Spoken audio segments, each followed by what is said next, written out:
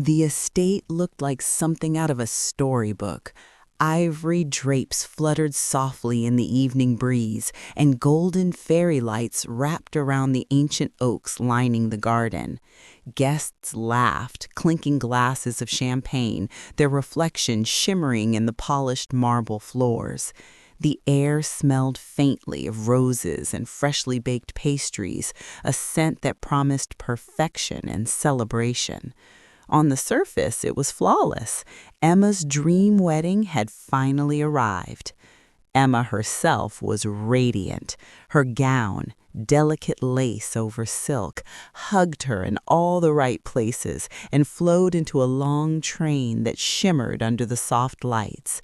Her hair was pinned carefully with strands of tiny pearls, and her makeup made her pale green eyes appear luminous, almost ethereal.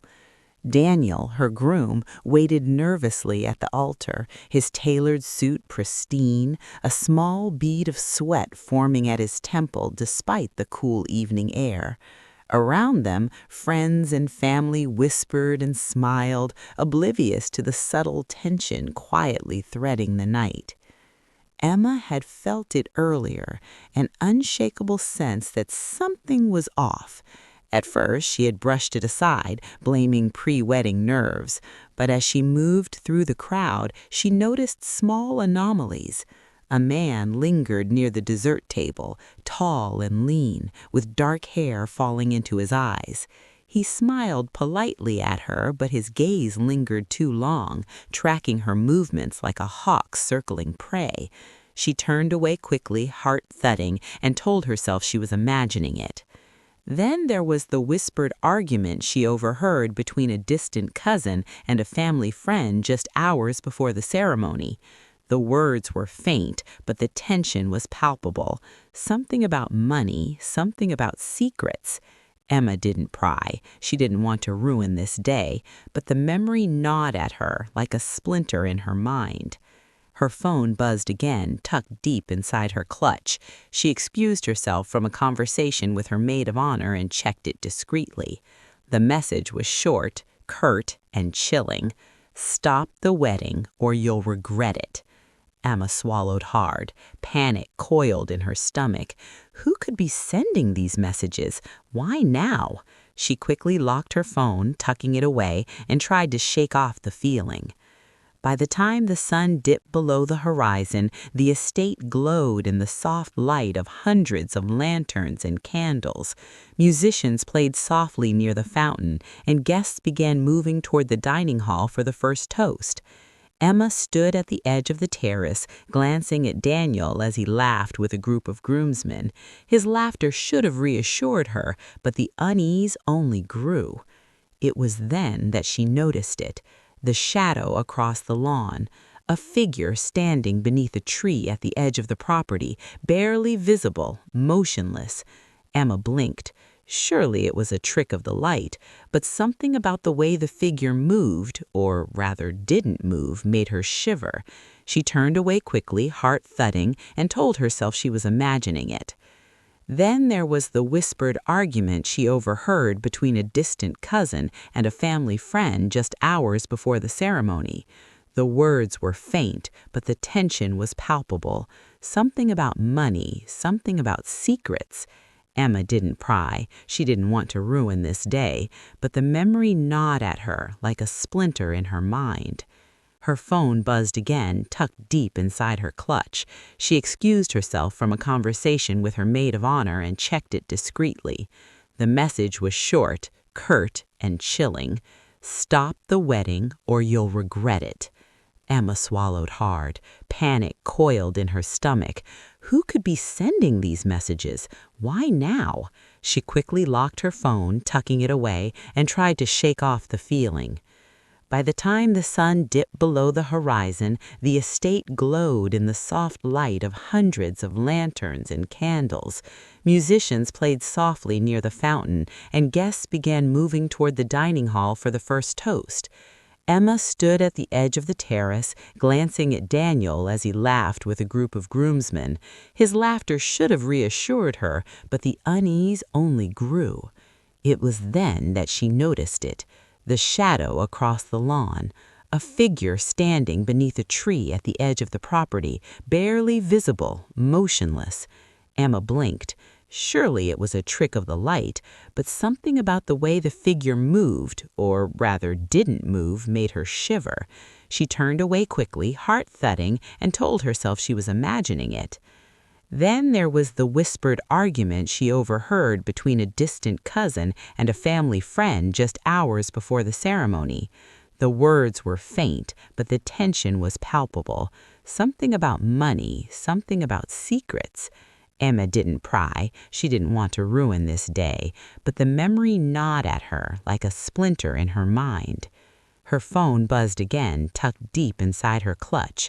She excused herself from a conversation with her maid of honor and checked it discreetly. The message was short, curt, and chilling. "Stop the wedding or you'll regret it." Emma swallowed hard. Panic coiled in her stomach. Who could be sending these messages? Why now? She quickly locked her phone, tucking it away, and tried to shake off the feeling. By the time the sun dipped below the horizon, the estate glowed in the soft light of hundreds of lanterns and candles.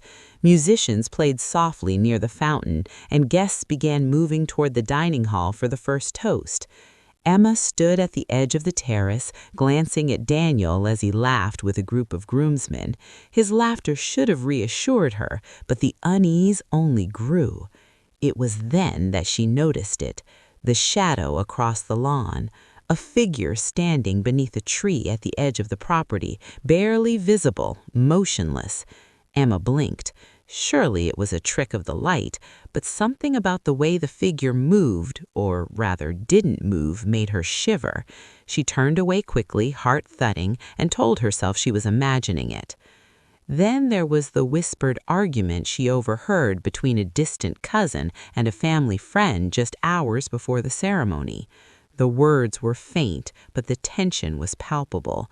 Something about money, something about secrets. Emma didn't pry. She didn't want to ruin this day, but the memory gnawed at her like a splinter in her mind. Her phone buzzed again, tucked deep inside her clutch. She excused herself from a conversation with her maid of honor and checked it discreetly. The message was short, curt, and chilling. "Stop the wedding or you'll regret it." Emma swallowed hard. Panic coiled in her stomach. Who could be sending these messages? Why now? She quickly locked her phone, tucking it away, and tried to shake off the feeling. By the time the sun dipped below the horizon, the estate glowed in the soft light of hundreds of lanterns and candles. Musicians played softly near the fountain, and guests began moving toward the dining hall for the first toast. Emma stood at the edge of the terrace, glancing at Daniel as he laughed with a group of groomsmen. His laughter should have reassured her, but the unease only grew. It was then that she noticed it. The shadow across the lawn, a figure standing beneath a tree at the edge of the property, barely visible, motionless. Emma blinked. Surely it was a trick of the light, but something about the way the figure moved, or rather didn't move, made her shiver. She turned away quickly, heart thudding, and told herself she was imagining it. Then there was the whispered argument she overheard between a distant cousin and a family friend just hours before the ceremony. The words were faint, but the tension was palpable. Something about money, something about secrets. Emma didn't pry. She didn't want to ruin this day, but the memory gnawed at her like a splinter in her mind. Her phone buzzed again, tucked deep inside her clutch. She excused herself from a conversation with her maid of honor and checked it discreetly. The message was short, curt, and chilling. "Stop the wedding or you'll regret it." Emma swallowed hard. Panic coiled in her stomach. Who could be sending these messages? Why now? She quickly locked her phone, tucking it away, and tried to shake off the feeling. By the time the sun dipped below the horizon, the estate glowed in the soft light of hundreds of lanterns and candles. Musicians played softly near the fountain, and guests began moving toward the dining hall for the first toast. Emma stood at the edge of the terrace, glancing at Daniel as he laughed with a group of groomsmen. His laughter should have reassured her, but the unease only grew. It was then that she noticed it, the shadow across the lawn, a figure standing beneath a tree at the edge of the property, barely visible, motionless. Emma blinked. Surely it was a trick of the light, but something about the way the figure moved, or rather didn't move, made her shiver. She turned away quickly, heart thudding, and told herself she was imagining it. Then there was the whispered argument she overheard between a distant cousin and a family friend just hours before the ceremony. The words were faint, but the tension was palpable. Something about money, something about secrets. Emma didn't pry. She didn't want to ruin this day, but the memory gnawed at her like a splinter in her mind. Her phone. The night had deepened, and the estate, once radiant with celebration, now seemed cloaked in shadows. The fairy lights flickered against the darkened trees, casting long, spindly silhouettes across the lawn. Detective Clara Hayes stepped carefully through the garden, notebook in hand, eyes scanning for the smallest detail. Every misplaced chair, every footprint in the damp grass could be a clue or a trap. She had learned over years of investigations that in cases like this, the most ordinary of details often held the truth. The guests, though shaken, tried to maintain composure. Some whispered in small clusters, exchanging theories and wild guesses. Others sat silently, staring at the ground or the empty hall where Emma should have been. Daniel wandered through the estate, his face pale and eyes wide with disbelief, calling Emma's name again and again. Clara noticed the tension in his posture, the way his hands shook ever so slightly. Something about him didn't sit right. Clara began her interviews with the people closest to Emma. The maid of honor, Sarah, was first. She described Emma's unease earlier in the day, the fleeting moments when she seemed distracted. "She got a phone call," Sarah said hesitantly. I think someone threatened her." Her voice trembled as she spoke. Clara nodded, jotting notes, and pressed for details. "Do you know who it might have been?" Sarah shook her head. "No, but she seemed scared. I thought it was just pre-wedding nerves, but now, I don't know." She kept glancing toward the garden like she was expecting someone. Next, Clara spoke with Daniel. He smiled weakly, voice tight, as he recounted the last moments he saw Emma. "She said she needed to take a call outside. I was talking to my father, and by the time I looked, she was gone." His eyes darted to the other guests as if looking for someone to blame. Clara's gaze lingered, sharp and probing. There was something in his tone, an edge of defensiveness, a hesitation that didn't match the panic he should feel. Clara made a mental note. Daniel's behavior didn't fit the picture of a frantic groom. It was too measured, too careful, as though he had been rehearsing this reaction. She would need to look deeper into him. The detective's attention shifted to other guests. Emma's ex-boyfriend, Liam, had been invited by mistake, or perhaps by design. Clara wasn't sure. He appeared tense, pacing near the estate walls, hands shoved into his pockets.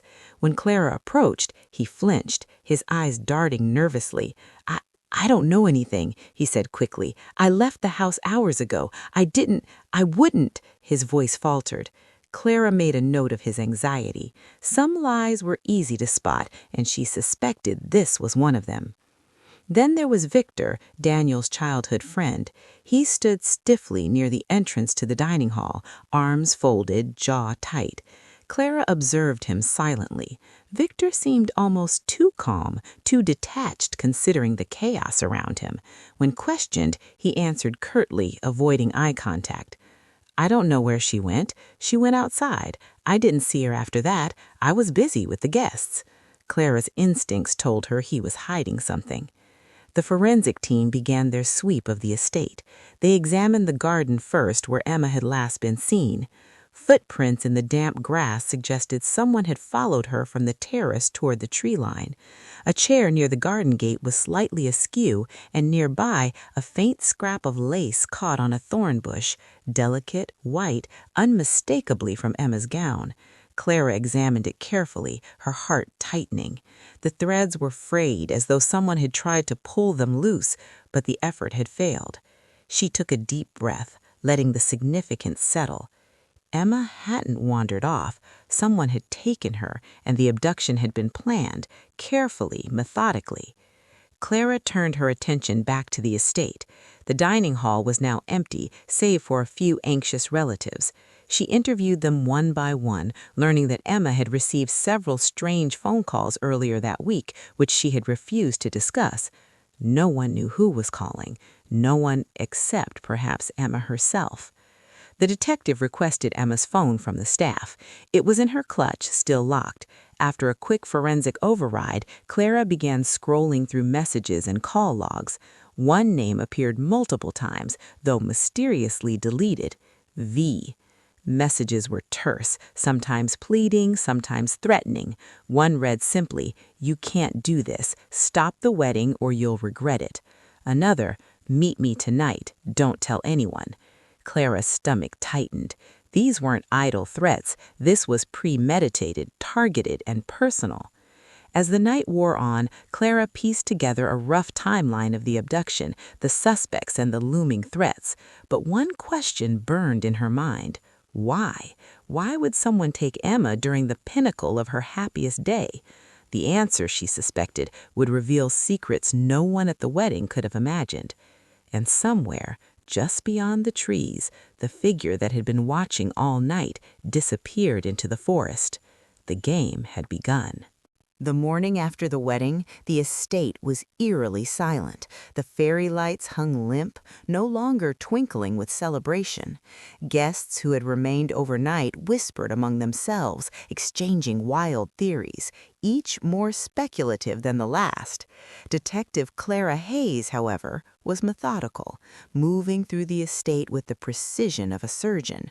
She had a timeline, a list of suspects, and enough small clues to know this case was more complex than a simple disappearance. Clara began by interviewing the remaining staff, focusing on inconsistencies and peculiar behaviors from the night before. One of the servers mentioned seeing Victor near the garden shortly before Emma vanished. He said he was checking on a guest, the server recalled, but he lingered too long near the terrace. It was weird. Clara made a note. Victor's behavior had been suspicious from the start, but now it was starting to look like he had more than casual interest in Emma's movements. Meanwhile, she dug deeper into Daniel, the groom. Though outwardly frantic, his story contained contradictions. His phone showed calls to a mysterious number just hours before the ceremony. Bank records indicated large, unexplained transfers in the previous week. Clara's instincts screamed that Daniel was hiding something, possibly the motive behind Emma's abduction. But she didn't jump to conclusions. Motive could be personal, financial, or something far darker. Emma's personal life became the next focus. Clara accessed her email and phone records, uncovering a series of messages with a man named Victor, the same friend of the groom. The tone was tense, sometimes pleading, sometimes threatening. Emma had clearly been aware of some secret involving him, something that made her fear for her safety. Clara frowned. The implications were staggering. Could someone so close to Daniel be involved in orchestrating her disappearance? At the same time, Liam, Emma's ex-boyfriend, resurfaced in the investigation. He had been seen near the estate on the morning of the wedding, despite claiming he had left town. Clara questioned him again. His answers were evasive, full of nervous stutters. He denied involvement, but the detective noticed a faint cut on his hand, a small blood smear on his cuff, as if he had stumbled or fought. Something didn't add up. Liam may have been more than a passive observer. He may have been a pawn or a witness to something dangerous. As Clara pieced together the clues, she decided to investigate the estate itself. She moved cautiously through the dark corridors and hidden hallways, finally discovering a small, nondescript door in a corner of the wine cellar. Behind it was a hidden basement, dusty and long forgotten, lit only by a single flickering bulb. Inside, Clara's eyes widened. Evidence of recent occupancy was clear: a small bedroll, discarded clothing, and on the floor, a torn piece of white lace, the same pattern as Emma's gown. Her pulse quickened. This was no random hiding place. Someone had prepared it, planned it, and used it as a temporary holding spot. On the table nearby were scattered papers and photographs showing Emma meeting with several wedding guests prior to the ceremony. Clara examined one photo closely. It was of Daniel shaking hands with a businessman, while Emma looked on, her expression wary. Notes scrawled in the margins indicated that Emma had been investigating financial misconduct, embezzlement involving Daniel and the businessman. Suddenly, the motive became clearer. Emma had stumbled upon something dangerous, something someone wanted to keep secret at any cost. The detective's phone rang, breaking the tense silence. It was a call from one of the estate staff who had found a new clue in the garden, a discarded USB drive. Clara retrieved it, hands shaking with anticipation. On the drive were financial records, correspondence, and emails proving that Daniel had embezzled millions from the family business. Emma had discovered this, and in confronting him or threatening to expose him, she had triggered a desperate, violent reaction. Clara felt a chill. The pieces were falling into place, but the final picture was still incomplete. She returned to the hall, observing the guests, watching Daniel carefully. His calm demeanor now seemed sinister rather than innocent. Victor, too, remained unnervingly quiet, his gaze darting occasionally toward Clara as if calculating his next move. Liam lingered near the edge of the room, fidgeting, as if waiting for the right moment to act or speak. As the day stretched on, Clara orchestrated a careful confrontation. She gathered Daniel and Victor in the empty hall, subtly pressing them with questions about Emma's last movements, her phone, and the threatening messages. The tension was palpable. Both men responded with a mixture of deflection and thinly veiled irritation. Clara could feel the walls closing in, and she knew the answers were close, but she needed one final piece of evidence, something undeniable. Meanwhile, Clara reviewed Emma's phone one last time. Deleted messages, now recovered, revealed a chilling truth. Emma had been threatened not only by someone at the wedding, but also by someone she trusted. She had pieced together clues about embezzlement, threats, and deceit, and had attempted to confront Daniel privately the morning of the wedding. But Daniel had anticipated this, orchestrating her disappearance during the chaos of the ceremony. Clara's thoughts raced. The hidden basement, the USB drive, the lace, everything pointed to a meticulously planned abduction, executed by someone who knew Emma's habits, her fears, and her secrets. But one question remained: where was Emma now? Hours passed. Clara consulted maps of the estate and surrounding area. Footprints, faint tracks through the dew-soaked grass, and broken twigs led her to a remote section of the nearby woods. Using gloves to avoid contaminating the evidence, she followed the trail carefully. Her heart pounded. Each step brought a mixture of dread and determination. The detective knew that time was critical. Whoever had taken Emma had planned for her to be kept isolated, hidden, perhaps even threatened further. Finally, deep within the trees, Clara spotted a small remote cabin, crude but functional. Smoke curled from the chimney. Her instincts told her she had found Emma. Clara approached cautiously, calling out softly, "Emma, it's Detective Hayes. I'm here to help." Inside, Emma stirred. Her eyes widened at the sight of Clara, a mixture of fear, relief, and exhaustion. She had been careful, using every moment to hide, to survive, and to avoid confrontation. But now, finally, she was safe, if only temporarily. Clara's mind shifted immediately back to the wedding, the estate, and the suspects. Daniel and Victor remained unaccounted for, and the evidence she had gathered painted a clear picture. Emma's disappearance had been orchestrated by those she trusted the most.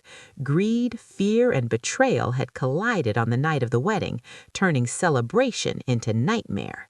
As Clara prepared to extract Emma and bring her to safety, she realized the most dangerous part of the case remained: confronting the perpetrators, uncovering the full scope of deceit, and ensuring justice. Emma had survived the first stage of the ordeal, but the ultimate truth and the final confrontation was yet to come. The shadow of betrayal hung heavy over the wedding estate, promising that when the truth emerged, it would shock everyone who had believed in the perfection of that day. The forest was thick with mist as Detective Clara Hayes approached the small cabin. Every step was deliberate, each snapped twig underfoot sounding like an alarm in the silence. The earlier calm of the morning had shifted. The weight of anticipation pressed down on her. Emma was inside, scared but alive, but the real danger had not yet been confronted. Clara knew that whoever orchestrated this disappearance would do anything to remain hidden. She crouched behind a tree, surveying the cabin. The smoke curling from the chimney suggested someone was inside, someone awake. Clara counted the moments carefully, letting patience guide her. She needed to be precise. Any sudden movement could endanger Emma. After a tense pause, she signaled to the backup team hidden behind the undergrowth. Quiet as shadows, officers spread around the perimeter, guns drawn but low, ready for orders. Clara moved closer and called softly, "Emma, it's Detective Hayes. You're safe now. Step outside slowly." Emma's face appeared at the window, pale and wide-eyed. Her hands trembled as she unlocked the door. Clara stepped forward immediately, placing herself between Emma and the cabin. "We'll get you out of here," she said gently, though her voice was firm. Emma nodded, tears streaming down her face, and stepped into the morning light. But the relief was short-lived. From behind the cabin, two figures emerged, Daniel and Victor, their expressions a mix of fury and calculation. Daniel's tailored suit was crumpled from the night's haste, his eyes wild with panic. Victor, calmer but no less menacing, carried a duffel bag, possibly evidence or another tool of coercion. Clara didn't flinch. She raised her voice, commanding, "Drop whatever you're carrying and step away from the cabin." Daniel hesitated, glancing at Emma, desperation flickering in his eyes. "You don't understand," he shouted. "She was going to ruin everything. It was supposed to be temporary. She can't expose us." Victor interjected, voice low and sharp. "We didn't want to hurt her, just scare her. But if she talks, everything falls apart. You don't know what you're dealing with." Clara tightened her grip on her notebook, voice cold and precise. "It's over. You're both under arrest for kidnapping, conspiracy, and obstruction of justice. Any resistance will be met with force." Daniel's face twisted, realizing that no bluff could save him. He looked at Emma, pleading silently, but she stared back, resolute, no trace of fear left in her eyes. Clara noticed the subtle shift. Emma was no longer just the victim. She had endured, survived, and would testify. Victor stepped forward, hands raised, as the backup officers moved in. Clara kept her eyes trained on Daniel, the man who had smiled at the altar, who had professed love and devotion, now looked like a cornered animal. There was no excuse, no rationale for the betrayal and greed that had driven him to abduct his bride. Clara had gathered evidence, the torn lace from the basement, the USB drive proving embezzlement, witness statements, and Emma's recovered phone messages. The arrest was seamless. Daniel and Victor were handcuffed and escorted to the waiting police vehicles, their faces a mixture of fury, shame, and disbelief. Once the suspects were secured, Clara turned her full attention to Emma. She guided her to a safe area, offering water and a seat. Emma sat, exhausted, trembling, but safe. She finally spoke, her voice soft but determined. I can't believe it. Daniel, he was supposed to be the one I trusted the most. How could he do this? Clara placed a reassuring hand on her shoulder. People can hide their true intentions, Emma. What matters is that you survived. You were careful, brave, and you stayed alive. That counts for everything. Emma nodded, her mind racing through the events of the past 24 hours. The threats, the hidden basement, the phone messages, it all fell into place. She realized how narrowly she had escaped. He thought he could control everything. He thought I'd be too scared to fight back, she whispered. But I had to stay calm. I had to survive. The investigation shifted back to the estate. Police combed the property, collecting every remaining piece of evidence. Daniel's financial crimes were documented in meticulous detail: fraudulent bank transfers, embezzled funds, and falsified business records. Victor's role as an accomplice, helping orchestrate the abduction and conceal evidence, was clear. Both men faced serious charges, ensuring that their deception and betrayal would not remain hidden. As the day wore on, the wedding guests who had been kept away from the chaos were slowly informed. Shock and disbelief rippled through the crowd. Friends and family had celebrated what they thought was the happiest day of Emma's life, never imagining that behind the fairy lights and laughter, greed and danger lurked so close. Whispers circulated. How could Daniel, the loving groom, have plotted such a betrayal? How could Victor, the trusted friend, have gone along with it? Clara stayed by Emma's side, offering explanations, reassurance, and a listening ear. By the time the sun began to set, Emma felt a fragile sense of closure. She had faced fear and deceit, uncovered a betrayal she never imagined, and survived. Her trust had been shattered, but her resilience had emerged stronger than anyone could have predicted. Later, in the quiet of the evening, Clara reflected on the case. She had solved the abduction, uncovered the motives, and ensured that justice would be served. But she also knew that Emma's life would never be the same. The shadow of betrayal lingered, and recovery would take time. But for now, Emma had survived the worst, and the perpetrators faced the consequences. As officers led Daniel and Victor away, Emma looked toward the estate one last time. The place that promised joy had delivered nightmare, but she would move forward, wiser and stronger. She had faced fear and deceit, uncovered a betrayal she never imagined, and survived. Her trust had been shattered, but her resilience had emerged stronger than anyone could have predicted. Detective Clara Hayes watched from the edge of the property, feeling a rare satisfaction. Another case closed, another victim safe. But she knew that in the world of human greed and secrets, there would always be another shadow lurking, waiting to turn a perfect day into a nightmare.